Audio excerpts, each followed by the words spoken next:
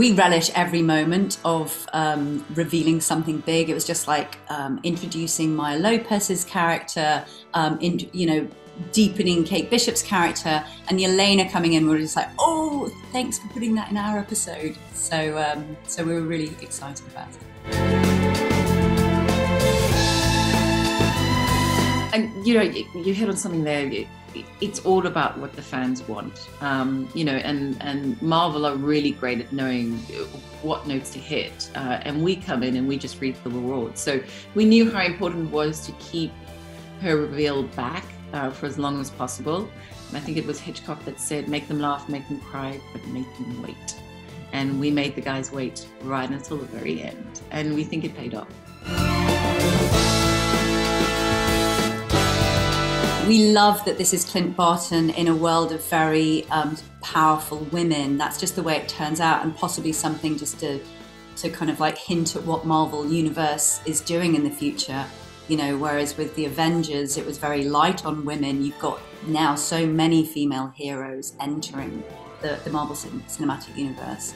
And Hawkeye in many ways is the introduction of Kate Bishop as a character, but also Clint coming to reckon with his dark past, and for many fans, we know that there's been this untold story, or this unfulfilled story, and so this season really does show you that he's having to deal with the things that are coming back to haunt him in many ways. You never know what to worry about in this season, that's all we'll say.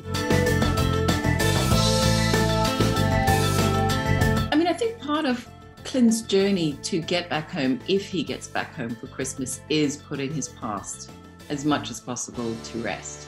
So we've already seen him doing a little bit of that with Kate in the Christmas scene, the Christmas montage scene. So, as with every story, he's on a journey, and there are certain things he needs to resolve, which is why he's in this mess. So stay tuned.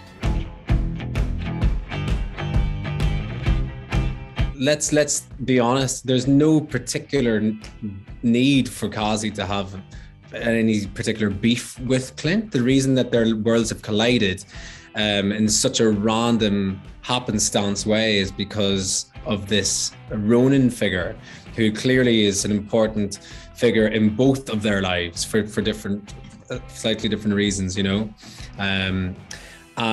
so at this point of the story, Kazi doesn't have any particular beef with him, and there's no real sense of him wanting to kill him or one the other.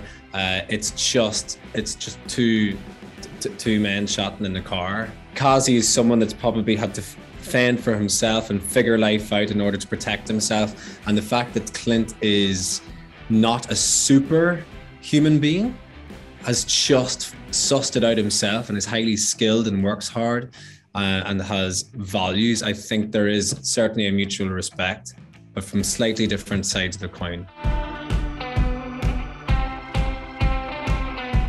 No, he's definitely a part of them. This organization has been extremely important to him all of his life. It's all he's ever known since he was a kid. Kazi is originally from Poland, but finds himself in the States for reasons that we don't need to explore yet. We may in the future, who knows. But this is his surrogate family that he's found himself in, and he feels safe there. He's deeply loyal to them. But it is an organization in which one can work their way up the pecking order. You can get a stripe on your tracksuit, and that's important to him. So whether he considers himself one of, the fun, hilarious TSM bros, or thinks of himself as somewhat superior and a bit more important and better than his job, it's definitely the same unit. It's still family. I also suspect that, the fact that Maya has managed to find herself in a higher position than him is a hard pill to swallow, as someone that has devoted his entire life to it.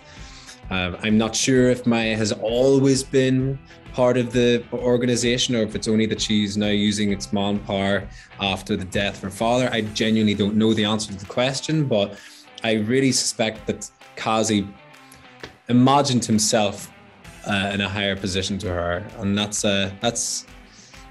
gotta hurt.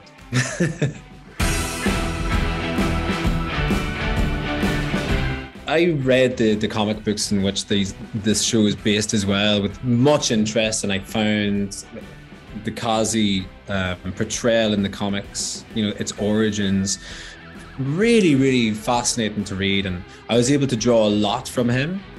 I think we're able to, in the show, create a more fully fledged human character that has a lot more mess internally, and who's to say that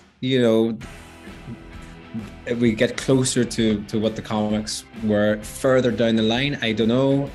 I genuinely don't know what's in store for this guy, but I was really thrilled to be able to fill in the spaces and connect the dots as to how he's found himself to be in the position that he's now in, and what it is that truly motivates him, and where his passions are, what's he fighting for.